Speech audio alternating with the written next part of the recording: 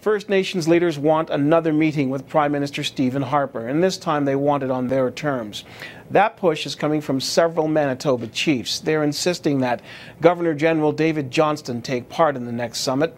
Jessica Murphy in Ottawa has been on the story for us today, and she joins us now with more. And Jessica, can you tell us what the chiefs want and what they had to say?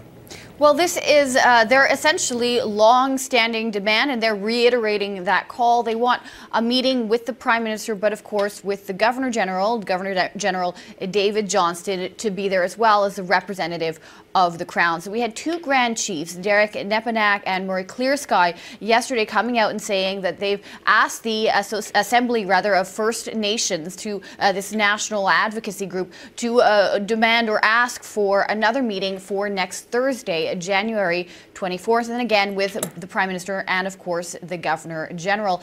Here's Derek Nepinak himself explaining exactly what his demands are. We will not bow down to prescriptive and predetermined agendas.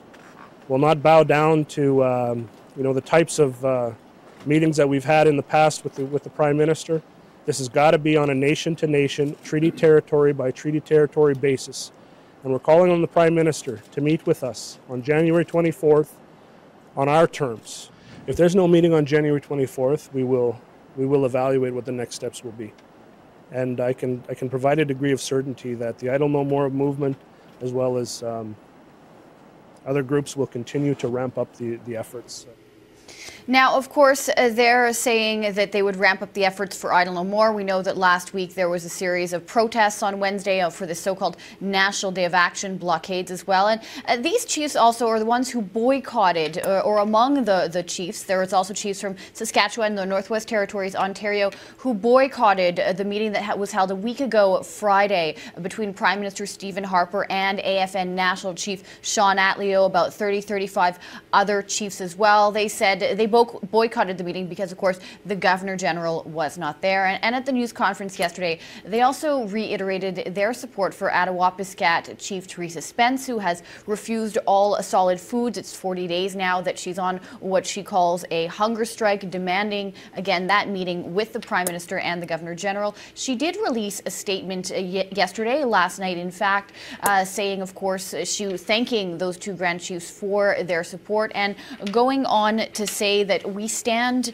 together, united in our call to the Prime Minister and the Governor-General to meet with First Nation leaders on the 24th of January. And again saying, I pray that Canada will come to the table soon, as time isn't on my side, and as each day passes, so does our health. She says our health because there is another man who is also doing a similar thing, refusing all solid foods until that meeting takes place. Now, in terms of what the Prime Minister's office has said to this demand, they say, look, we have yet to receive an actual formal request from the Assembly of First Nations for this meeting. And anyway, the next meeting planned between Harper and the AFN will be with National Chief Sean Atleo, who is currently on a medical leave, although he's expected to come back possibly as soon as next week, Brian. The fact that the Prime Minister is going to another meeting with the AFN and Sean Atleo, doesn't that underscore that there truly is a division or a schism amongst the First Nations people?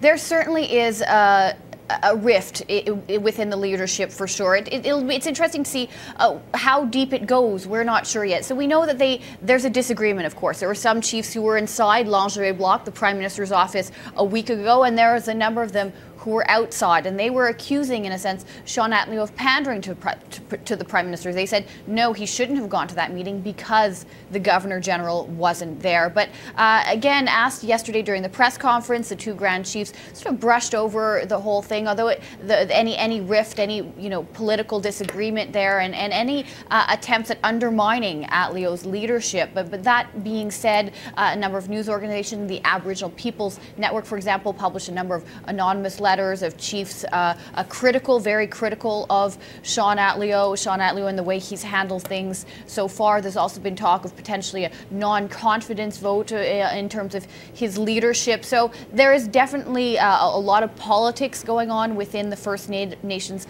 leadership now. It's something that's playing out as well alongside this whole Idle No More movement, where again we've been seeing blockades and protests and so on across the country.